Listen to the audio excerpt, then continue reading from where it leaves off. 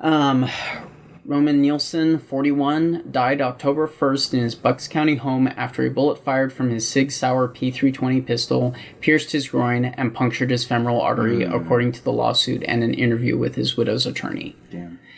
Neighbors found him lying unresponsive in the basement hours later, with an unused tourniquet in his lap and a cell phone by his side. Damn. The lawsuit indicates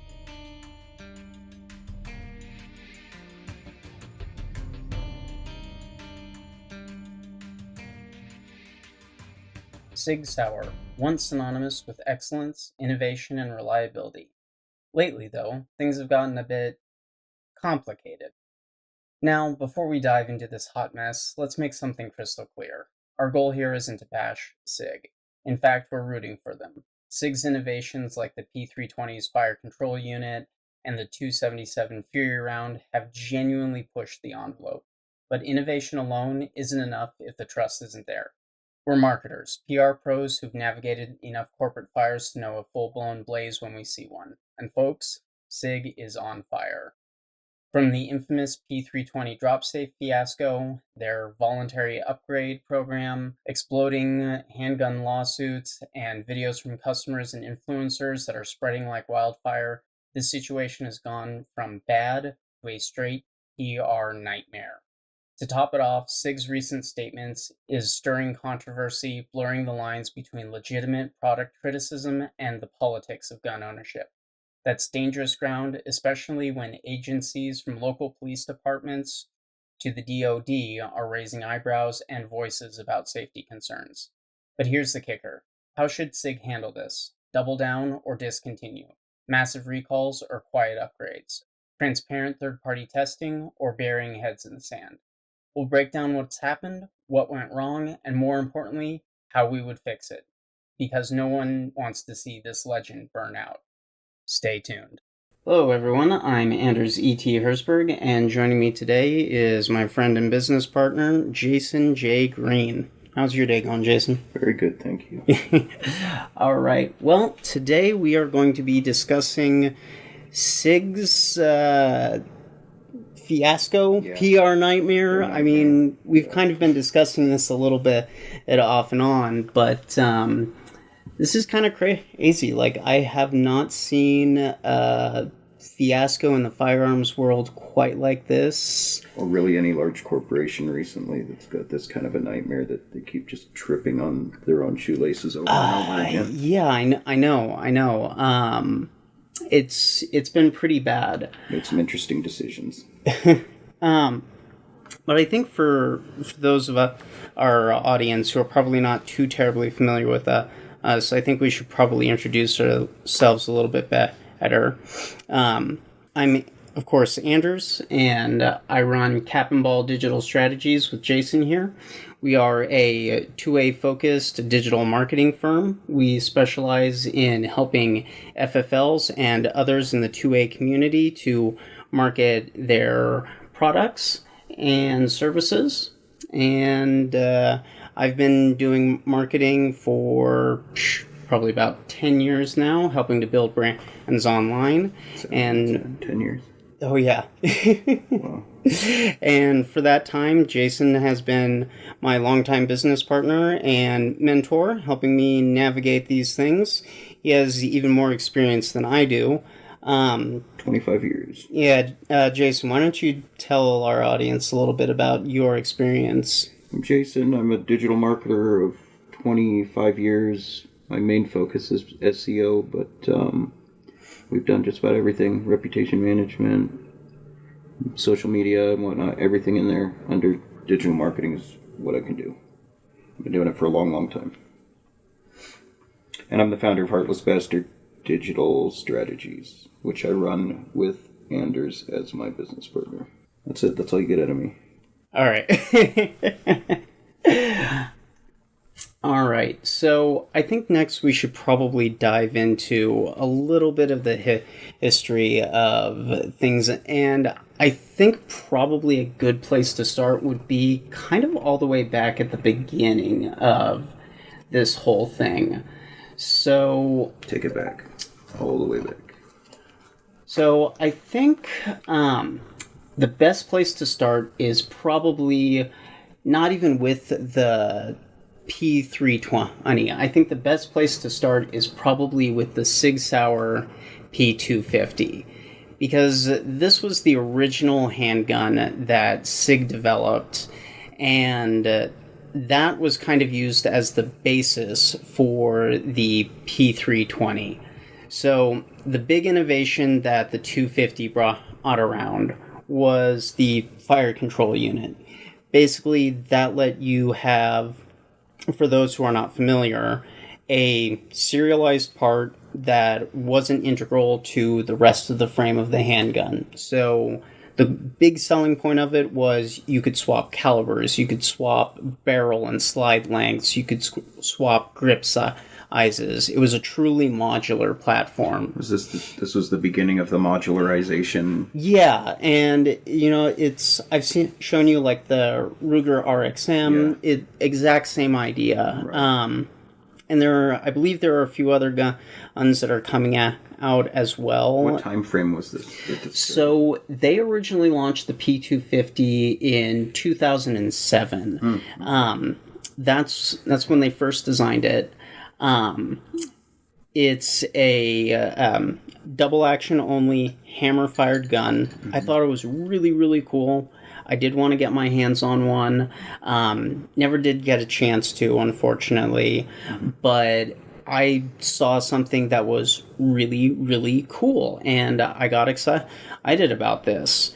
And then, after the 250 came out, they introduced the P320, which is kind of the whole handgun at issue right now. Okay.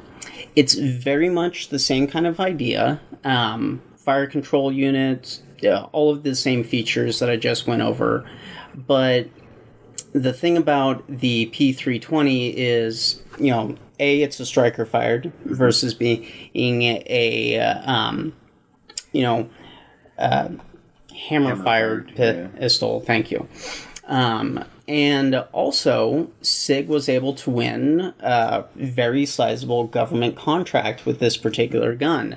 So the SIG P320, with a modification to give it a external, like 1911 style thumb safety, is the handgun that the U.S. Army is currently in the process of adopting.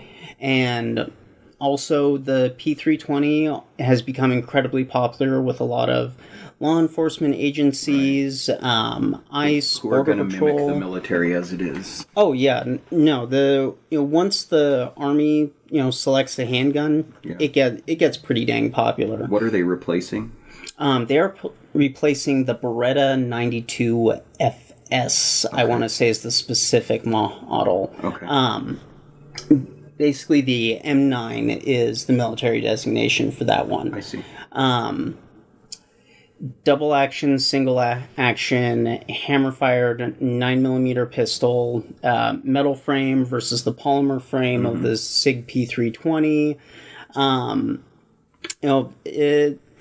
Amongst the military, the M9 has kind of a crummy reputation, but honestly, that's really not the gun's fault. It's more the fact that a lot of these poor SOBs are having to shoot really just shot out guns. Oh, yeah. Because, think about it. They're running probably literally thousands and thousands, if not tens of thousands and tens of thousands of rounds through these guns with, I shouldn't say irregular maintenance, but, just enough maintenance to keep them serviceable, not keep them highly maintained like your average. Good enough for government work. Exactly. Yeah. So your average civilian, even high level competitive shooter, is probably going to be doing much more regular maintenance or having much more regular maintenance done. I could see that to the M9. Sure. And it had mixed-ish reputation. Okay. So they're ready to drop it, and they want. Yeah, and they've been new platform. They've been running the M9 for, what was it, 1980s? I want to say like 85, 86 is the year it got formally adopted. So it's been in there for a long time. Yeah, no, we're like kind of creeping up on, I mean, even with the M17 and the M18, the M9, that will end up being definitely in military service for a good 50 years. Wow, okay. I mean, just by the time we'll see what happens, but by the time the M17 would really be able to replace the M9, is probably going to be another 5 to 10 years, and that's going to put the Beretta at like 50 years of military service. So this is a future-proofing contract for SIG, basically. Oh, yeah. I mean, we're talking about this is a massive. Yeah. Like, if I'm not mistaken, the goal pretty much is to have the entire military be switching over to these guys, with the exception of like your special ops guys. This is basically the greatest contract that a manufacturer could get. Oh yeah, yeah. I mean, just being a major supplier for the U.S. military of one weapon system is huge, and SIG has 2, 3, if you want to count the SIG Fury ammo that is being adopted for the XMC rifle. Wow. Okay. So it's a big deal.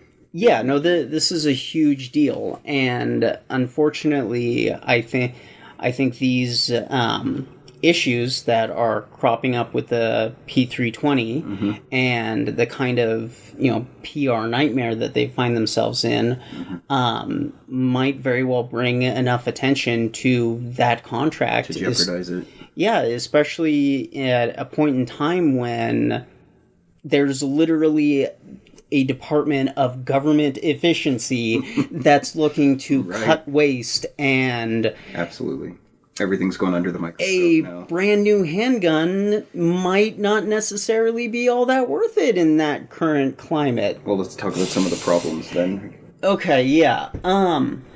So I think we should probably go back to... Let's go back. The original issue. Okay. So in the very beginning, this is circa... Let me see again, because it's been a little while since this first popped off. Sure. I think, let's see here. So SIG, when they first released the P320, so I think about. It first released in 2014. I think it was probably about 2015, 2016 when some of the first few reports started to come in. Okay. And there was the drop safe issue. It was a very specific angle that it had to be dropped at. Okay. But basically, if the original version of the SIG P320 was dropped at an angle on the back of it, it would go off. Wow. It would literally end up going off and discharging. Actually, let me see if I can find...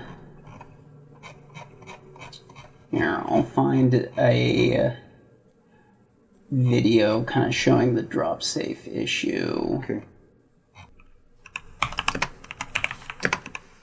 Who was first reporting it? I believe the first report... I want to say it was Omaha Outdoors. Oh, okay.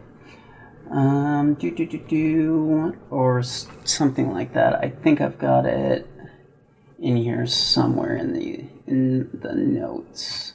But it wasn't with the military. It was...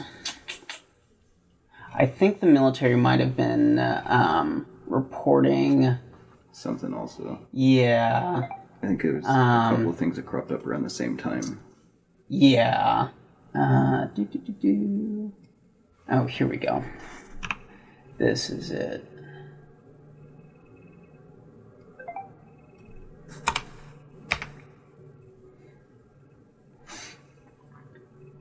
So, we move this over and... so this is some of the other, like, drop testing that they did, and I think it's this bit right there. Wow. Yeah, so show you that again. Wow. That's a problem. That was a huge problem. That's terrifying. And this was about 7 years ago. This was one of the first, if not the first major, we found a problem that was, public. Wow. Yeah. It's a whole nother thing to actually see it happen. That's dramatic and terrifying, actually. Yeah, so that happened, and then because of that, what SIG ended up doing, they ended up doing a voluntary upgrade program. Okay. Not a recall, mind you. A voluntary upgrade program. Okay. So this is their upgrade program page. Okay. And, you can, as a current P320 owner, go in and check the serial number of your, P320 Sure. and see if it's received the upgrade. I don't remember all of the technical, specifications and changes that they made off the top of my head. And, I mean, honestly, that's not too terribly important. Sure. But they basically ended up making some tweaks to the weight of the trigger and a handful of other things to try and keep it from having this issue. And it looks like if, some of these lawsuits, reports, and other things are to be believed, then the upgraded pistols aren't necessarily still completely drop safe or incapable of being fired. And I think that's when we need to move along in the timeline to the Protoband video, which is this right here. Okay. And bloody ads. So this is about almost 2 hour long video about a month ago that goes through a lot of SIG's issues and as a company, but also talks about some of the different mechanical design issues. I mean, one of the things that I have seen kind of criticized a little bit online that I'm not necessarily sure is really all that much of a valid criticism is the idea that the P320 is just a P250 with striker assembly slapped on the top of it, and they called it a day. Sure. Do you agree with that? I mean, if you're going to have a pistol that kind of does the same thing, there are going to be a lot of things that are going to be similar about it. And, I mean, people can point out, like, if you look at the back of a P320 and you look at the back of a P250, you can definitely see that they are very, very similar. Whereas the back of the P320, it has a back plate for the rear end of the striker assembly and everything, whereas the 250 would have, that's where it has its hammer. Sure. I mean, I really don't think that's a fair criticism. Yeah, I don't think that's all that big of a deal, in all honesty. I agree. Because at the end of the day, it does, heck, even if they are reusing all of the tooling for the, the slide and stuff like that, and they can reuse stuff. I mean, heck, the grip modules are interchangeable between the 320 and the 250. Sure. They didn't have to change anything. So I think big deal as far as that. Yeah, I don't necessarily, now granted, I mean, I'm not a firearms engineer or have any experience in that field, but I don't think that's a particularly big issue. Yeah. What I think is probably the bigger issue is, at least from a mechanical standpoint that I have seen brought up, is the fact that the P320 uses a fully cocked striker system. So in most like striker fired designs, you have what's called like a half-cocked system. Okay. So essentially, instead of having the striker, which is what's, the firing pin, hitting the primer, all of that stuff, instead of having the striker be half pulled back, and then that pulling back motion is completed by the trigger press, it's already fully pulled all the way to the back. Okay. And then the trigger just needs to be actuated to release it. I see. Now what that does for SIG is it does give them a lighter trigger pull, a little bit more of like a hammer-fired feel to it. Sure. Which is cool, which is awesome. But if there's any kind of mechanical failure, the striker can be fully released and then just fly forward. Yeah. Okay. That makes sense. Another, I think, valid criticism of the design that I've seen from a engineering standpoint is the fact that the thumb safety does not do anything to prevent the striker itself from going forward. All it does is keep the trigger from actuating the sear. I see. So it blocks the trigger from traveling essentially. And, that's fine if, the striker stays in place. Right. But if it can be if there's any without the trigger, then you've got a problem. Exactly. Right. Okay. And I think that's...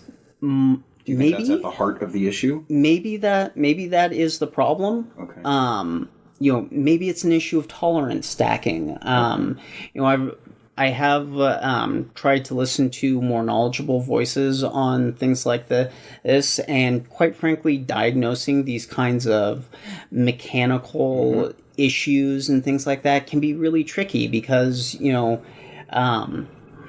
one guy I was listening to on the Art and War podcast, when they were discussing it, a guy with a bit of an engineering background in the firearms industry and stuff like that. Sure. They were saying, like, they were comparing it to, being a doctor. Like, patient comes in sick, kind of have to poke, prod, and feel your way through the problem to figure out what it is. Sure. And, there's so many variables. Yeah, because, you're dealing with, tolerances that are in some cases, like thousandths of an inch. Right.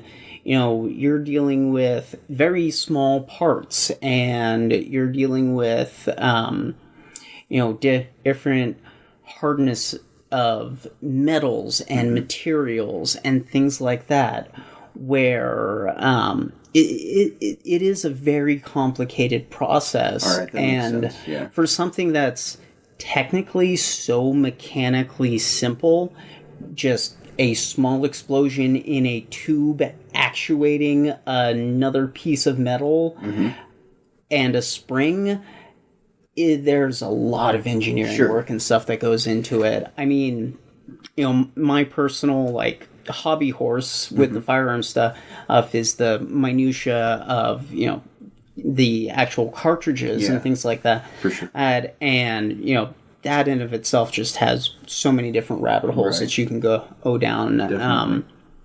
But it's a complicated thing, and it's not like other manufacturers haven't had these kinds of issues in the past. Yeah. I think probably the closest thing that I could see that I could think of off the top of my head in terms of issues is the Glock smile problem. I'm not familiar with as that. was known.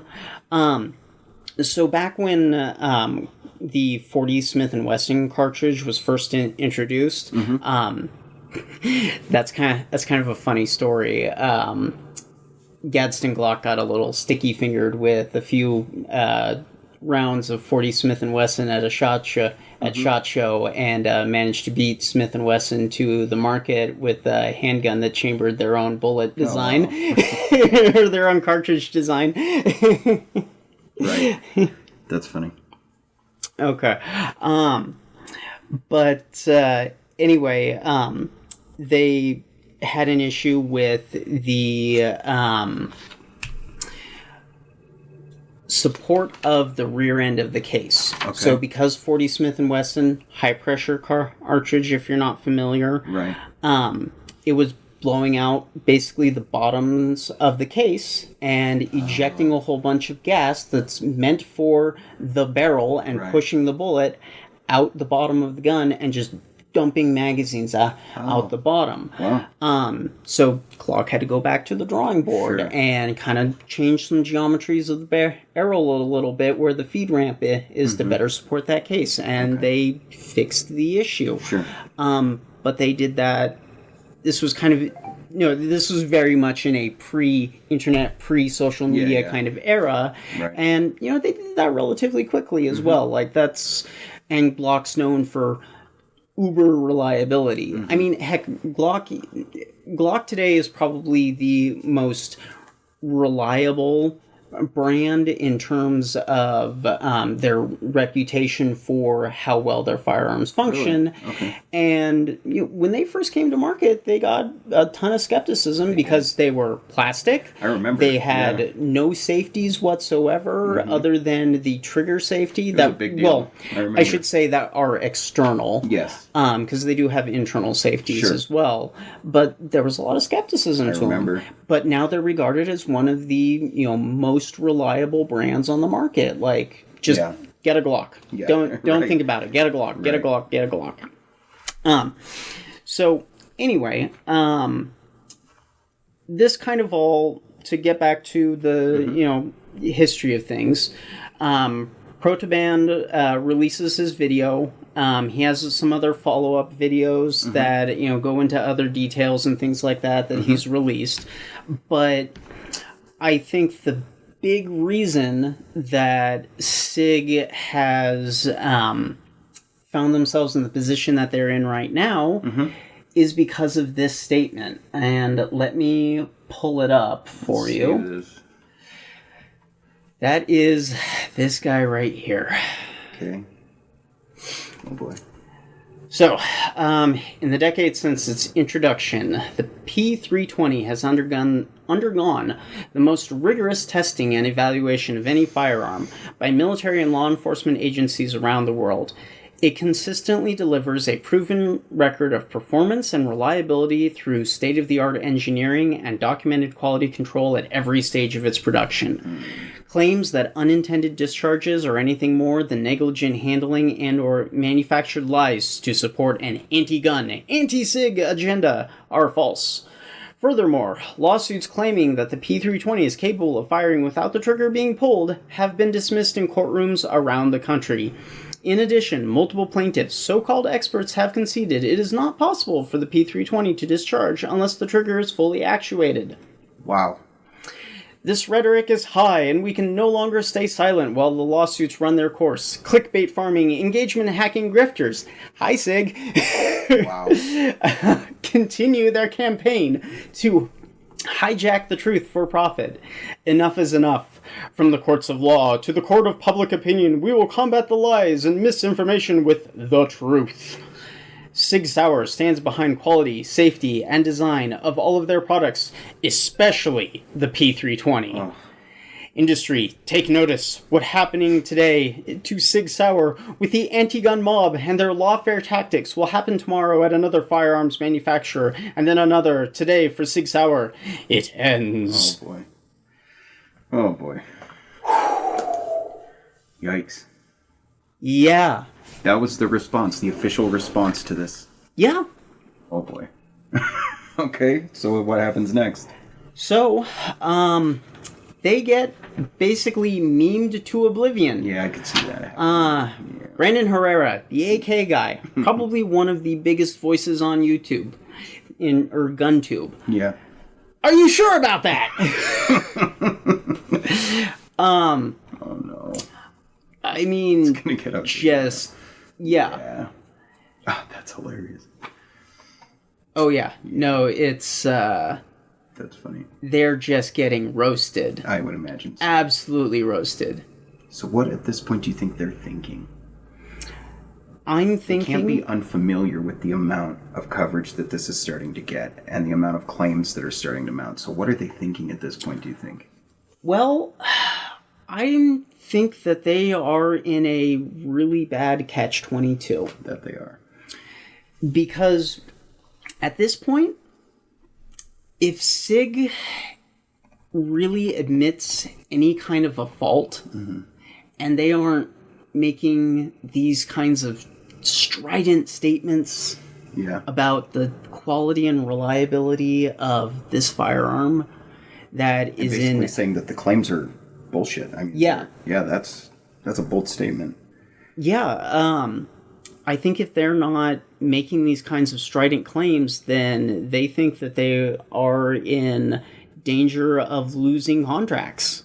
They are. You're right. Especially... This is 100% to rescue that military contract. Yes. That is why this statement was made. Yeah. Yeah. I mean, they're involved in a lot of lawsuits, too. Okay, are we going to get into that? Yeah. So then what comes of this? they get memed to high heaven. And then I will show you the follow-up release. Okay. So if we go... The truth continues. So this was a day or two later. And they say, SIG Sauer is pleased to announce the United States District Court for the District of Puerto Rico has officially entered an order dismissing the lawsuit Barros v. SIG Sauer, alleging the P320 service weapon of police officer Elvis Ramon Green Barros, the plaintiff, discharged without the trigger being pulled. Mr. Barros voluntarily dismissed his action against SIG Sauer, admitting in court filed documents that his P320 pistol has no defects and does not discharge without a trigger pull. Through the nearly 3 years of litigation in this lawsuit, SIG Sauer has vigorously defended the safety, quality, and manufacturing of the P320. This admission that the P320 is not defective was gained after SIG Sauer presented detailed scientific evidence showing that the P320 cannot fire without a trigger pull and contains no manufacturing defects. This decision marks the 18th frivolous or unsupported P320 unintentional discharge lawsuit dismissed against SIG Sauer. We are extremely pleased with the results in this case, which further demonstrate what so many in our industry already know. The P320 cannot fire without the trigger being pulled and is the gold standard for safety, innovation, engineering, and quality among striker-fired pistols, said Samantha Piat, Senior Director of Communications, SIG Sauer, Inc. As we continue to put to rest the malicious and misleading attacks against one of the most popular handguns ever made, we are committed to supporting the millions of law-abiding citizens, law enforcement agencies, and elite military units carrying our pistol every day around the world.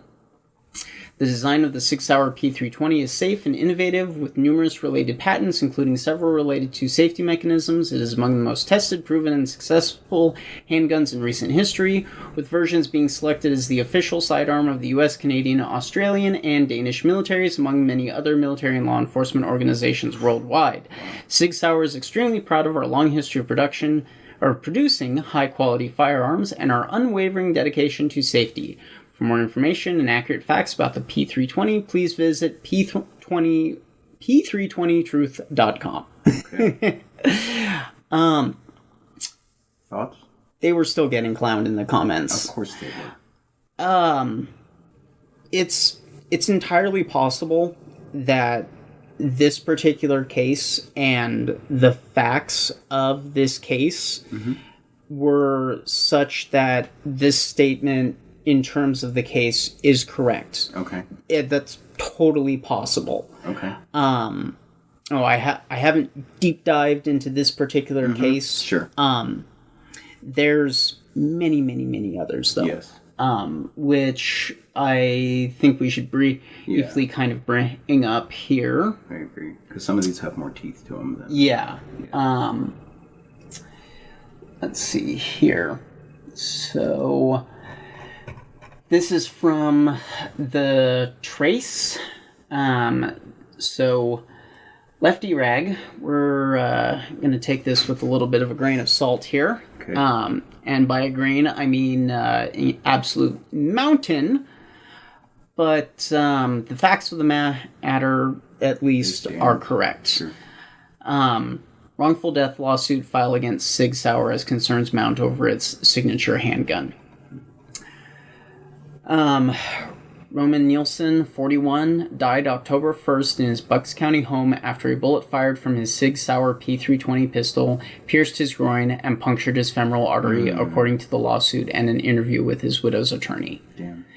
Neighbors found him lying unresponsive in the basement hours later, with an unused tourniquet in his lap and a cell phone by his side. Damn. The lawsuit indicates that plastic fragments were found in Nelson's wound, suggesting the gun fired while at least partially seated in its holster. Wow. Yeah. So the death deepens the controversy embroiling SIG. Its flagship handgun is tied to an increasing number of unintentional shooting injuries. On November 20th, Philadelphia jury awarded $11 million in damages to Army veteran George Abrams, who suffered a gunshot wound to his leg while descending a staircase at his home with a P320 zipped into his pants pocket. Jurors concluded that the SIG Sauer was liable for Abrams' shooting because it had not designed the P320 with an external safety like that used on Glocks and other pistols. I don't necessarily agree with that particular logic. A handgun without an external safety is perfectly capable of being safe. Right. But the way that they're presenting it there, Yeah. I think, is disingenuous. Right. So, let's see here. In June, a Georgia jury delivered SIG Sauer its first legal loss, awarding $2.35 million in damages to Robert Lang, whose holstered P320 fired a bullet into his thigh as he attempted to remove the gun from his waistband. Two shootings in Austin, Texas, prompted the Marble Falls Police Department to abandon the P320 as a duty weapon. So we're not talking about drop safety anymore. No. What I have seen be theorized is ultimately the issue in this, and in this article they're saying 50 additional clients planning to file suit in the new year. Okay. And this article was from late last year, December 4th. Okay. The issue that I've seen proposed is that there is potentially improper or incomplete engagement in a certain percentage of the pistols between the striker and the sear, and if it gets jostled around enough times, or in the right way, or is slightly out of tolerance or something like that, there's the potential for that striker sear to eventually just fail, get loose. Yeah. And remember, like I said earlier, we're talking about a striker fired system that's fully cocked. Yeah. So if that happens, it's going to go off. Yeah. I mean, there are videos of police officers with in the middle of attempting to apprehend a suspect.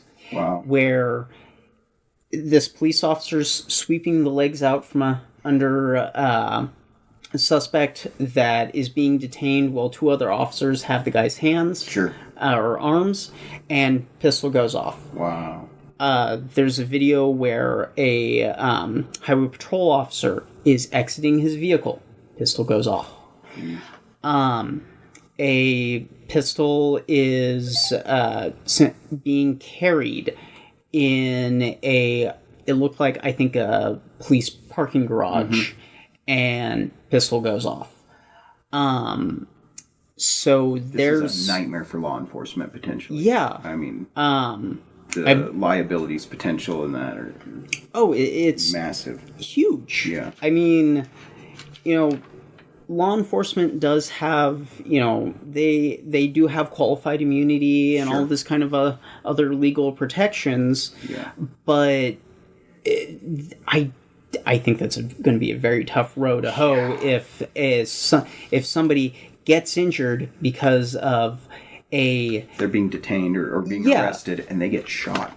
Yeah, I mean, heaven forbid. Yeah. Like, there was a police officer not too long ago who was simply disarming a man as part of a traffic stop, and pulling a Glock in a holster out of inside the waistband and holster, and she slips her finger into the trigger.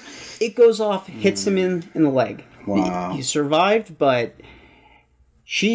I think last I checked, she was basically fired or on administrative leave, and he's got a lawsuit running. Right. He's going to get paid, is my prediction. Yeah, I imagine so. So, yeah, no. That's scary stuff. Yes, I mean, something that has a issue with reliability and potentially just randomly going off. That's crazy. Yeah, I mean, I'm seeing people who are like, nope, I'm putting aside my SIG P320 or even the P365, which is based partially off of the P320 as well. It's like the Gen 2 version of it. Okay. And they're saying, nope, I don't want to carry this anymore. Yeah, because blame them. No, I mean, especially when probably the most popular carry position right now is appendix carry, which is right in the front, pointed right at your junk. Yeah, right at your junk. I won't get into the memes. I won't get into the memes about that particular one. Plenty entertaining. Very, very entertaining. But this is a very big thing, and it is also bringing to light other issues that are going on with the oops, not that. But this is also bringing to light other issues that are cropping up potentially with SIG's products. Okay. This is a report that was put together by Brandon Self, and it's just kind of a laundry list of all of the issues that have been documented with not just the P320, but their other products as well. Okay. What are the highlights? So to kind of briefly summarize this for you, the P365, there's been noted striker breakage or drag. So that little photo right there, you can see where that little dimple is. You can see kind of how there's almost like a little secondary dimple there. That's not really supposed to happen. It's just supposed to be the one little dot right there. So it's something scratching it on it or something? It looks like... it's it's getting bent. Yeah. And it is... The firing pin, instead of just going straight in, is going straight in and then getting, like, dragged down. Yeah, that's what it looks like, yeah. Huh. Trigger bar spring breaking. Oh, wow. I mean, I've heard reports of some P365 springs being replaced by SIG Sauer and then just snapping again within a week. Wow. I mean, that's anecdotal evidence. Sure. All of this is. Sure. But it's noteworthy still. Yeah. Light primer strikes, failure to return to battery, so the gun's not fully closing back up. Failure to lock back on an empty magazine. That is technically something that could be a user-induced error. Sure. Port grip or something like that. Okay. But there unintentional discharge. That's also been noted with the P365. Yeah, here we go again. The MPX, failure to eject issues, failure to feed issues, suppressed cycling issues and accuracy problems. What the hell is going on? This group right here is showing a 6.3 inch or 28.77 MOA. Okay. That is horrible. Right. An acceptable accuracy for military is in the order of like 3 to 5 MOA. Okay. That's acceptable accuracy. Okay. This accuracy right here. That's crazy. 28. Wow. 28 MOA. That's like a shot out barrel. Right. That's like just throw it in the garbage, get a new barrel time. Right. And that should have happened a while ago if you're getting 28 MOA. Right. Then the SIG MCX Virtus, unintended discharge due to cartridge assembly. Whoa. 2016, SIG Sauer identified a potential issue that could cause unintended discharges, linked to the cartridge assembly lacking a firing pin lock mechanism, which could result in accidental firing during handling or loading. Wow. Primarily on the 300 blackout version, there was a mandatory replacement program for this particular one. Okay. Then on the P320, there have been cartridge failure events, and what does that mean? What's a cartridge failure event? Let me zoom in a little bit here. Basically, the gun blowing up. Oh. So if you look at some of these photos here, wow, that's this whole side of it being blown out. Wow, look at that. Cracked slide there. Yeah. This is totally wrecked. This is all wrecked. Another side blown out there. The gun's basically split in half. Look at that. That's terrifying. Yeah. Huh. Some more images here. There's a lot of instances of this. Look at this. Yeah. Wow. Okay. And then there is, unintentional discharges, drop safety issue. This This is the ICE.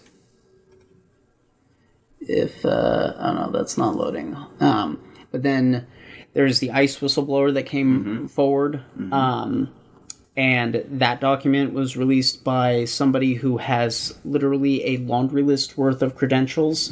I mean, when I first told you about that specific report, what did I spend, like 5 minutes or so just reading out his credentials? Like, literally, the armorer to fucking special forces in every Black Ops team from here to Vietnam. Freaking that dude is like, hey, I don't think the P320 is safe in this whistleblower report for ICE. For sure. Super credible. Yeah. And then there's then there's this U.S. Army report. I've seen active drill sergeant leaders who are currently in the U.S. military, and according to them, in their own use of the M17, it does not appear to be reliable, or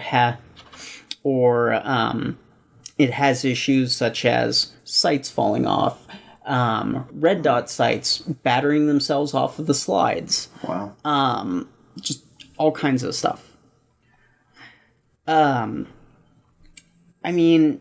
So they're being assailed by these claims at this point. And is their position still what the statement that they made before? Yeah. They're standing with that? That statement, the last one that I showed you, was released as of the time of this recording 1 week ago. Oh, wow. Yeah. So they released that statement so they really doubled down. Yeah, in light of all of this. Yeah, their most recent statement was on the 12th. Today's the 19th of March. Wow.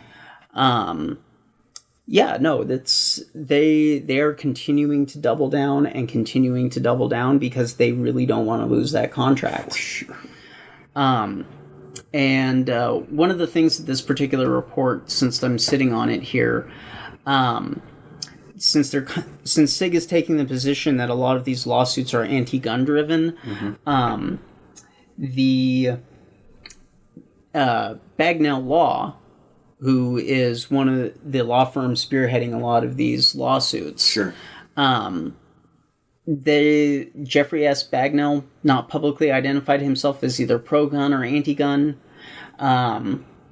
Quote here, very few people believe that a gun can malfunction. It's a deep bias in the United States, which takes a lot of work to overcome. Once the facts of the particular design of the spring-charged gun are looked at unemotionally, however, it is clear that it can and has malfunctioned all over the country, severely injuring hundreds of law enforcement and civilian end users. In the final analysis, a gun is just a product like any other product. It can fail.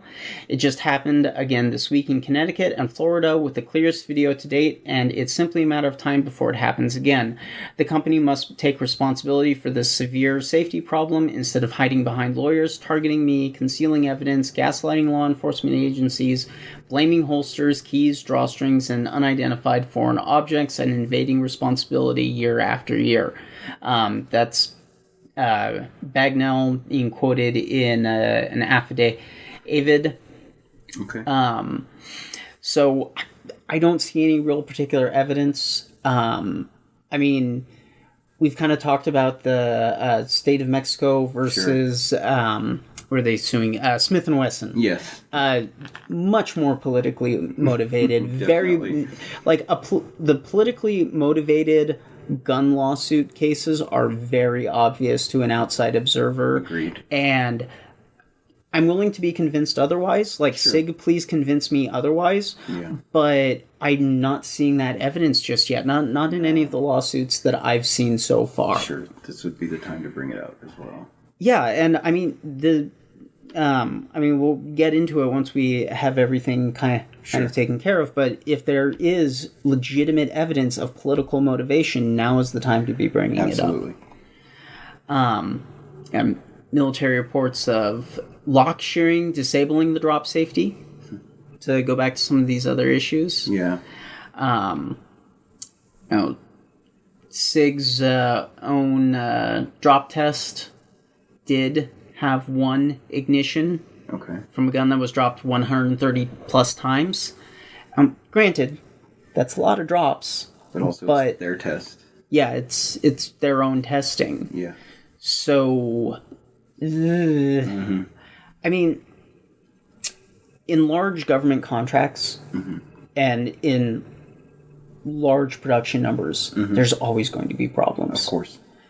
I mean, it's just law of large numbers. Absolutely. I mean, there's always going to be some kind of manufacturing defect or issue. Definitely. But yeah, these are some of the other videos. But I mean, it just seems like there's a lot of them. There is a lot. I mean, a little bit more than the media, since a little bit more than just to be like, oh, sensationalist. For sure. And yeah, this is the SIG P320, fully holstered, completely sealed up in what would that be? Level 2, level 3. Level 3 retention holster. So I think level 3. Can't quite tell from that photo, but yeah, no, that it's fully holstered, and that is the gun that went off. Wow. Just went off, and you can't see it in here, but there's a suspect that would be from this photo right about here. Yeah. He goes to take the legs out from under this guy. I had to help arrest him, and bang! Wow. Jeez, look at that. Yeah, and then this is just lists of... Look at all that. Wow. More unintentional discharges. So what now? So, and this is some of the views of the internals and how they're supposed to work. Oh, and then, so you see this is our suspect part right here. This is what's holding back the striker. Yeah. And if those get jarred away from each other, that's it. It goes straightforward, set something off. And there's been, pretty credible, as part of some of these lawsuits, pretty credible third-party testing that's been done to try and, go through all of these pistols and see if there's any kinds of issues. Yeah.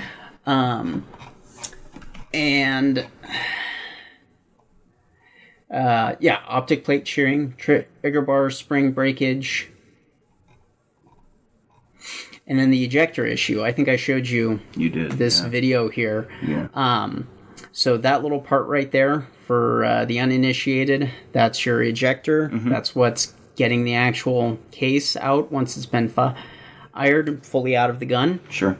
And if the wrong type of magazine is put in with the wrong grip module, then it can be over-inserted and bent up. Damages that, yeah. But newer ones, like newer magazines, have changes that fix this particular problem. Prevents them from being so over-inserted. SIG knows about it, Yeah. but they haven't said anything about this. Really? Yeah. So their policy so far is don't get out in front of anything. No. Yeah. That's a problem. Yeah. Also, there are questions about where their third parties are manufacturing stuff. There's been a lot of criticism that their components are being made by third-party manufacturers in India, which is not crazy. It's a large company is not going to be making all of their, all of their springs, their pins, their screws, and all of this other stuff.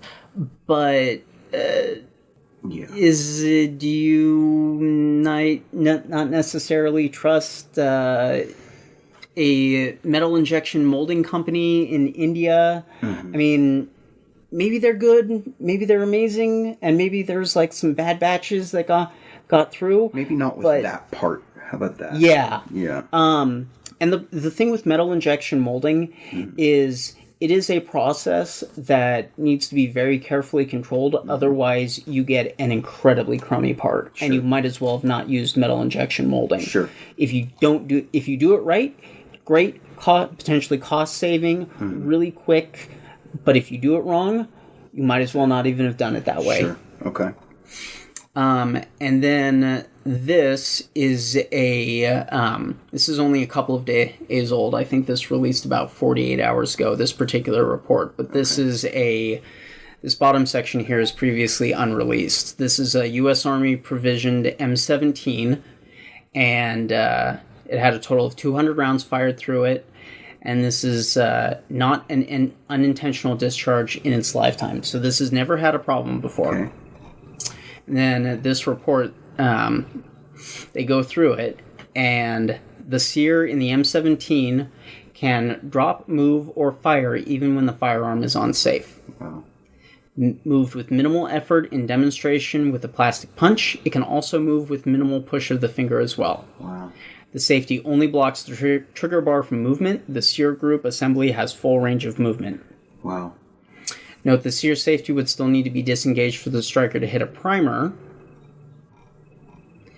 And then uneven striker foot, similar to those found in the Hilton Hicks report, scans and photos. So that's what they were saying was potentially the issue. Uh-huh.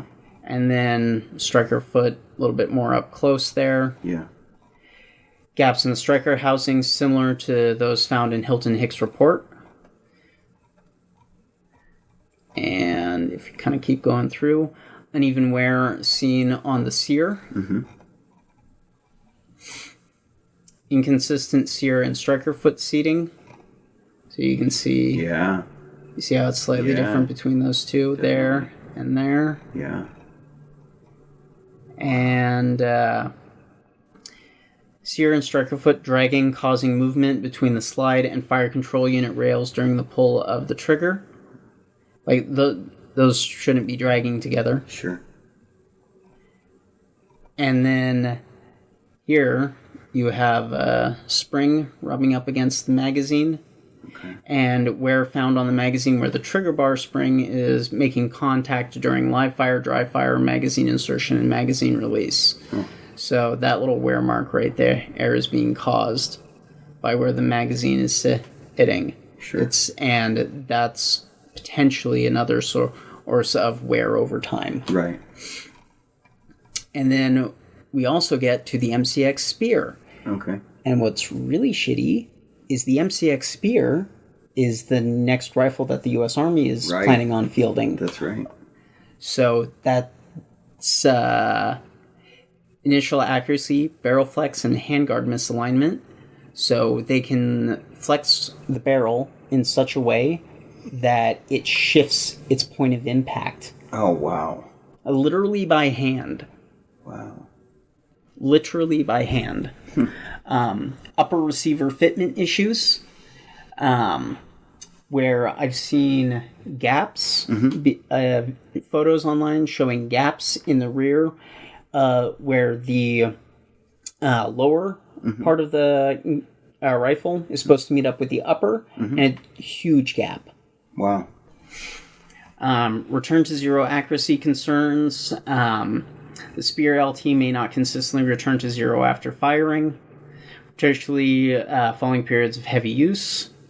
While the rifle generally fires reliably, some users have noted that it may take a round or two for the firearm to return to zero after such incidences. Okay. And then they even documented this themselves. I'll zoom in a little bit more there. But you see how the handguard and the barrel are not lined up properly with each other? Absolutely, yeah. So, if you want to mount, like, say, a laser or an IR target designating device for night vision use, and that happens, now all of a sudden your aim is completely off. Damn.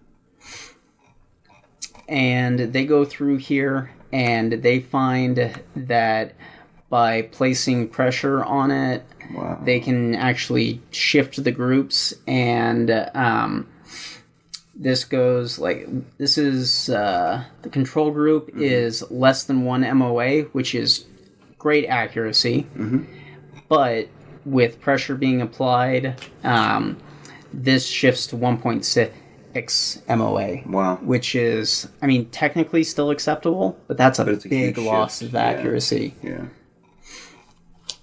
And then, so this is probably where some of the issues are coming from. The way that the handguard is interfacing with the lower receiver with this handguard link and this pivot pin right here.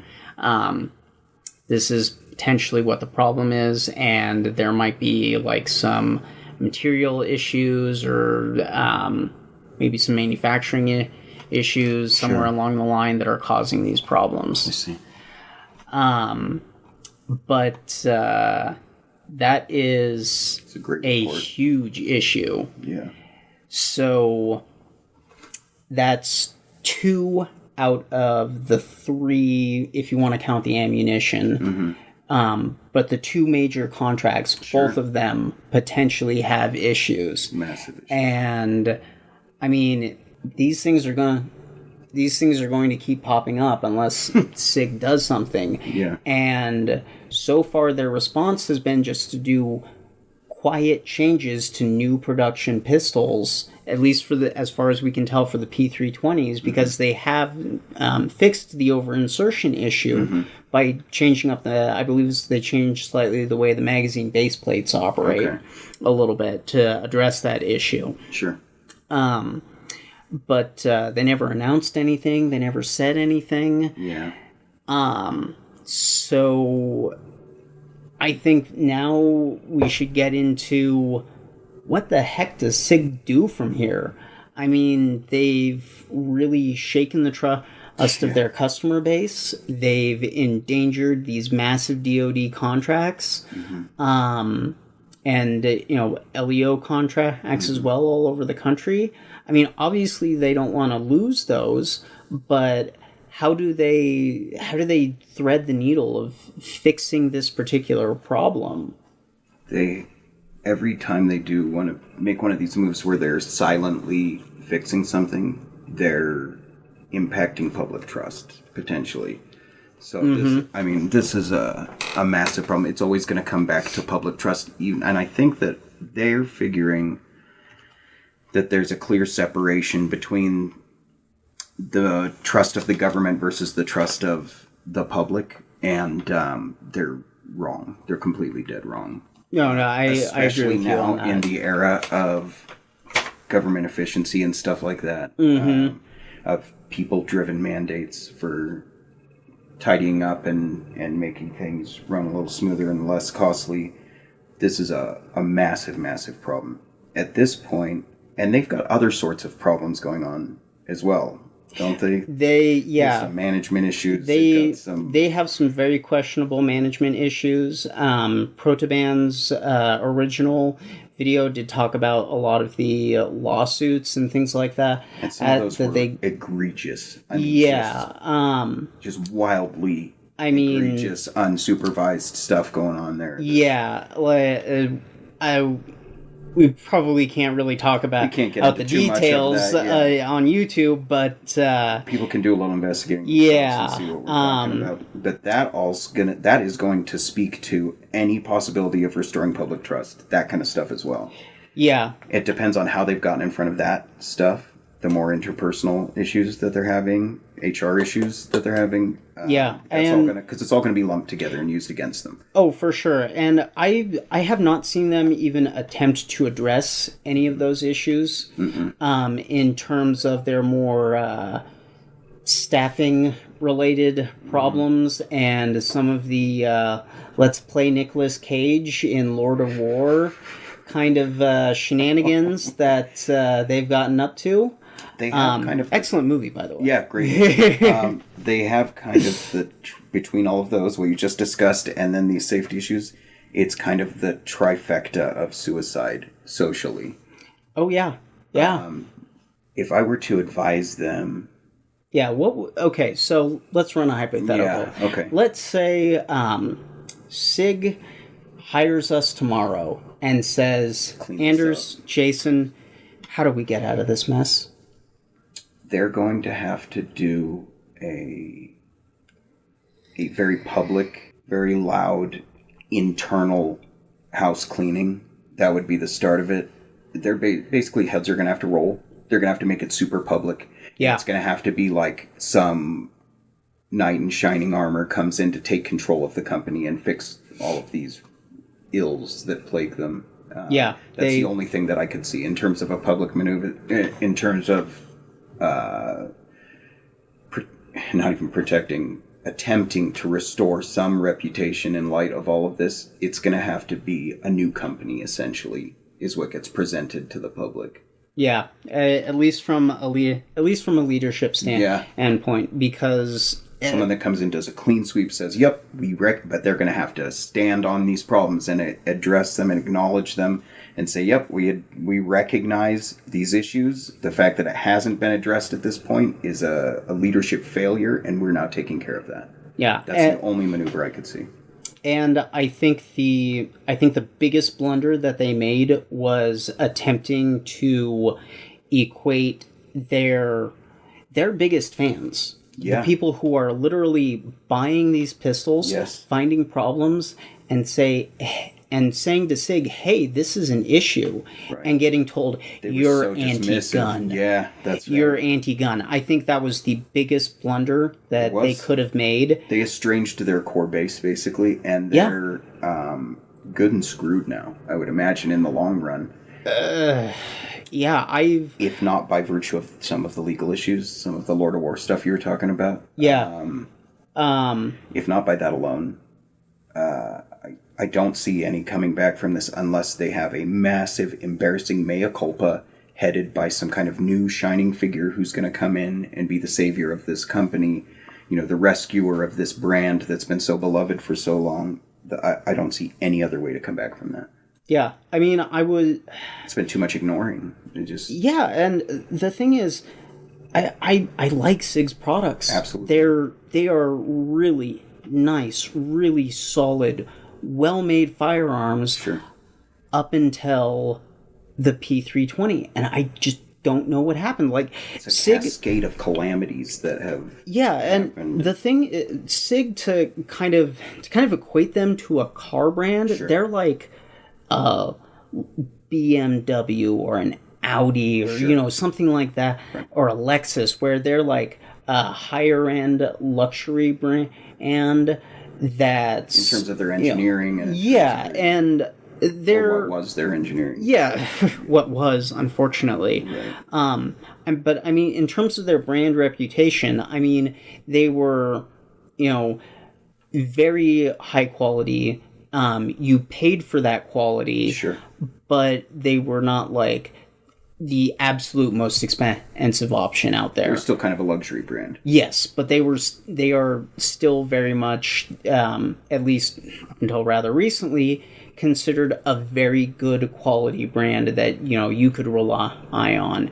And a lot of LEOs, even before the P320 was brought to market, were using one of the SIG, like 226 or something like that as their standard default sidearm for a very long time. I see. And they were like they were like a kind of aspirational brand, and for a lot of people, like, I would really like to get at a SIG. I see. Because they're nice guns. Like, their hammer fired pistols have, and to some extent still do, maintain a solid reputation.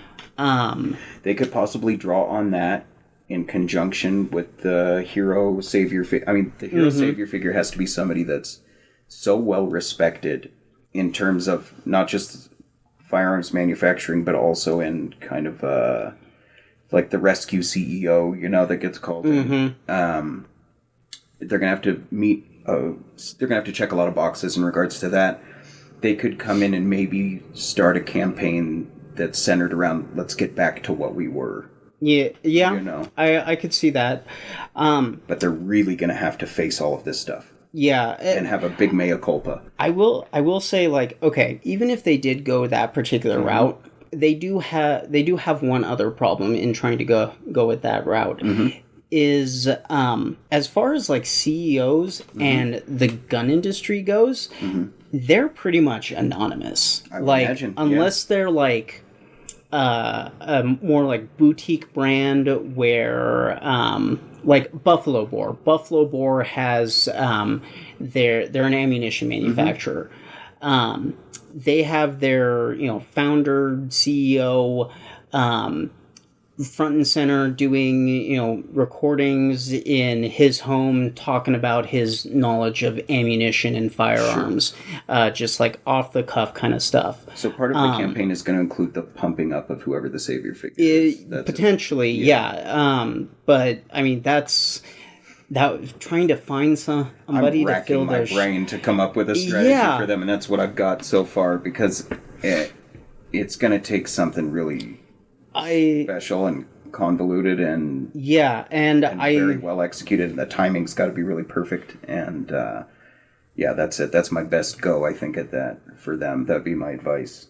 Find a savior, make them famous, make them beloved, and then have them come in and save your ass and with a get back to what we used to be campaign. That would be my best advice, which could be done. Yeah, no, I think it could be done. I think it could be done. But if they're going to take the position of these statements they've made and run with that it can't be done. Yeah. They're going to have to abandon the current, their current approach to this whole thing, and then apologize for it in a big way. And then, they're going to have to do a lot of stuff.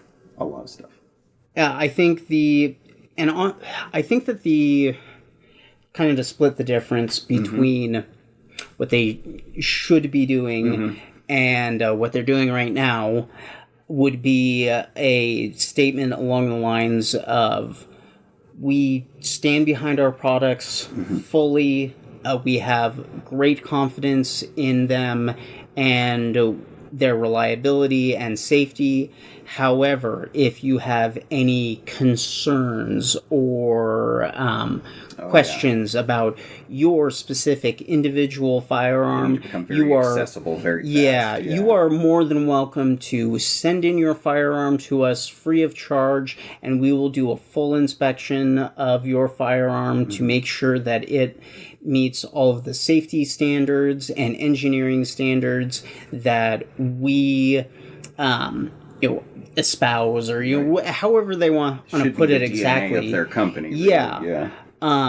Is to make sure that your SIG lives up to the quality and the reliability of the SIG name. Absolutely. I think that would be the best, like, splitting the difference kind of thing that they could do to start to try and pull themselves out of this dumpster fire without completely admitting fault. Sure. Because I don't know if they're going to do it without completely admitting fault. I see what you're saying. Yeah. I mean, I think the biggest problem that they have is that DoD contract. I agree. And if they admit some kind of a fault, that puts that in so much jeopardy for them, and that's the biggest thing that they have going for them right now. But they'll lose that contract if they lose all public trust. Also, yeah, they're in a position, a bad position. I mean, the thing I would say to SIG is it would be better to try and fight to keep a government contract with a pistol that is becoming trusted versus losing a government contract that is with a pistol that is actively losing trust. Correct. I agree with that. I do. I think that also this would need to be combined with a massive negative reputation management campaign, basically to suppress as much of the stuff as you possibly could in search and in the media. It would be quite an effort, but it could be done to some extent. You could mitigate the visibility of some of the more damning stuff. If that were done in conjunction with the program that I outlined before, then that might get them some traction there. But it's going to be a long haul. Yeah, and I mean, ultimately, nothing is going to be effective. No amount of public-facing reversing course and mea culpas will be effective if the actual product itself is not, if there are legitimate engineering and or other issues. Is hinged on the idea that they've fixed this thing and that now it's ready to play nice, and then they proceed. No, you're absolutely right. Nothing can proceed unless they address that first. I mean, as good as we are as at cleaning up these kinds of issues or promoting exist people in perpetuity, and then expect us to clean it up. That won't. We can't make a bad product and keep a bad product popular. Make it appear good and popular without it being a good product. Exactly. Yeah.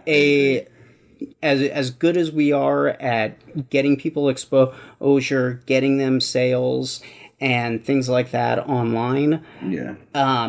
If it's a bad product that has issues, no amount of work that we do, no matter how much money you throw at us, we will never be able to keep that product in the good graces of the public, and your sales will nosedive. And we're not going to put our name on anything unless it's met that. Of course, that's a criteria for signing especially up. With firearms. Yes, especially with firearms. Especially with firearms in this particular field, where you're dealing with products that people are truly relying on them to be able to function and work and instill confidence in them in literally what is going to be most likely the worst moment of their entire lives. No question.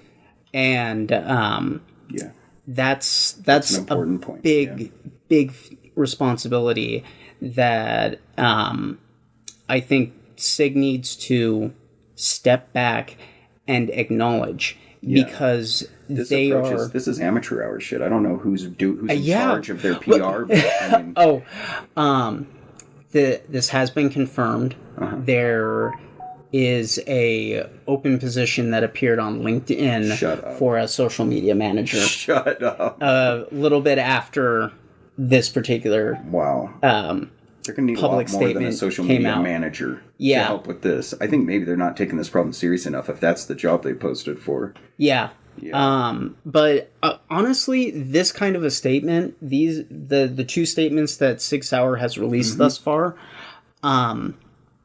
I don't think those go out without higher level and legal reviewing those kinds of statements. No question. This got signed off on by a lot of people in charge. If it didn't... Oh, come on. If it didn't, Sig Sauer has even more problems than we think. They've got rogue elements within the company that says, which, there's been some evidence there might be, that extent. That might be true. There could maybe there's social media manager to just destroy everything from the inside or something. I don't know. There's a spy. Something's going on, right? Insert spy meme here. Note to editor Anders. So, SIG is in a complete dumpster fire right now, and but not a dumpster fire I'd be opposed to trying to put out. If they want someone to execute on my master plan for them, I'm more than happy to. Yeah, exactly. Give us a call, SIG. We'll be more than happy to help you out, provided you are able to actually make sure that the P320 and the P365 and the MCS are all actual good firearms, and these are quality control issues that you have under control. If you're headed in that direction, we'll be more than happy to help you, because I like SIG's products. I really do. Their pistols are really, really cool. Their rifles, I really want to like their stuff. They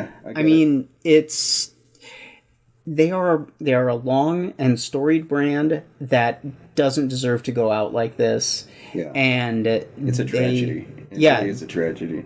They need to reverse course. I don't want to see them suffer under these kinds of issues, because SIG really does deserve better than this, at least as a brand.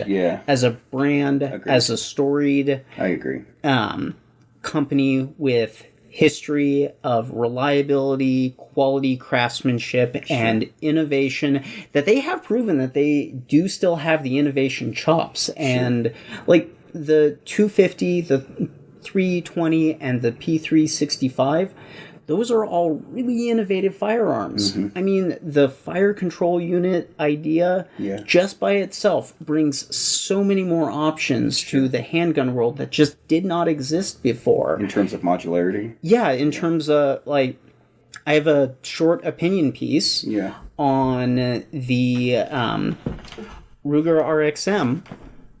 Yeah. And that also has a fire control unit, much like the SIG P320 does.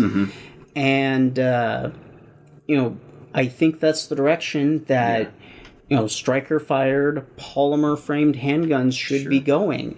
In that direction where you can start... The AR-15 platform has all of this modularity. That's right. Now, all of a sudden, it's starting to come with this fire control unit innovation to the world of handguns. And I'm really, really happy to see it, but I don't want the Ruger RXM to really be the only viable option on the market right now.